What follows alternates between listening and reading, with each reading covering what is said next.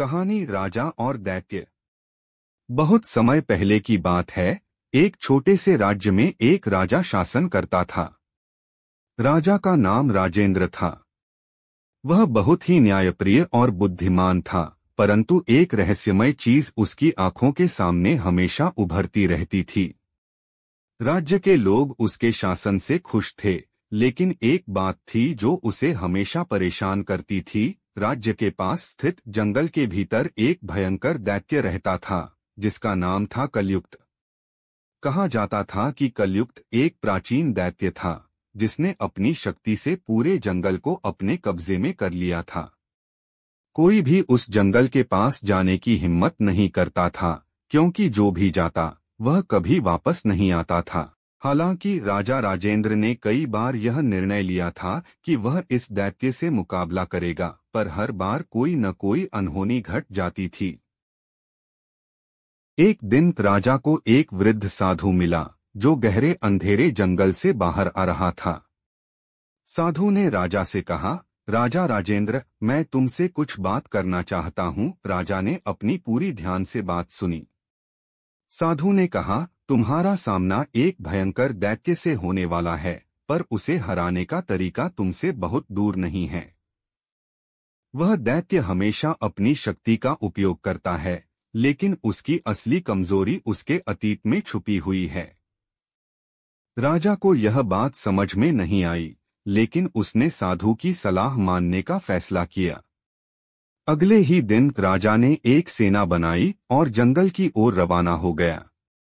रास्ते में उसे अजीब अजीब आवाजें सुनाई देने लगीं, जैसे कोई उसे पुकार रहा हो।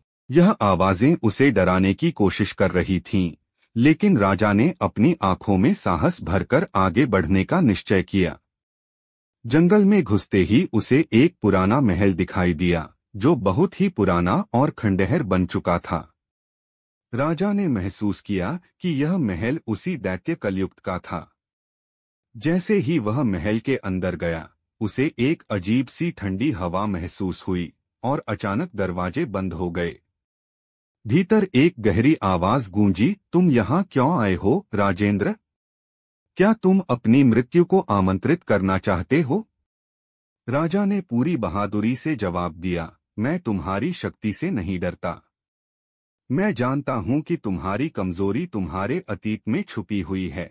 दैत्य हंसी में फट पड़ा, तुम मेरे अतीत को क्या जान सकोगे? मैं एक अजेय दैत्य हूं, जिसका इतिहास नष्ट हो चुका है। तभी राजा ने अचानक उस महल के एक खंडहर में एक पुरानी किताब देखी।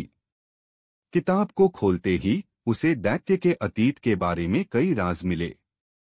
उसने देखा कि कलयुक्त पहले एक इंसान था, जो बहुत ही दयालु और बहादुर था, लेकिन एक खतरनाक शाप ने उसे दैत्य बना दिया।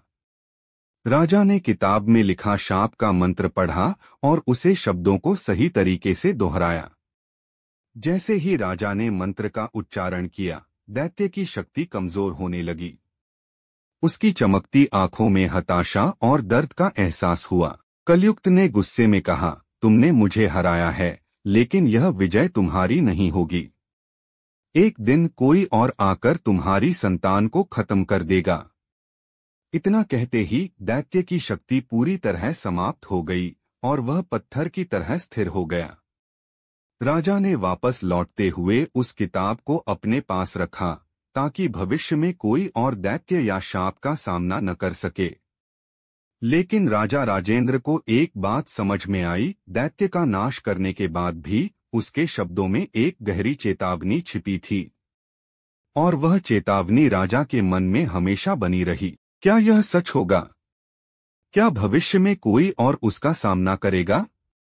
यह सवाल हमेशा राजा के मन में था, और राज्य में फिर से शांति आ गई, लेकिन वह शांति कभी पूरी तरह से असल नहीं रही।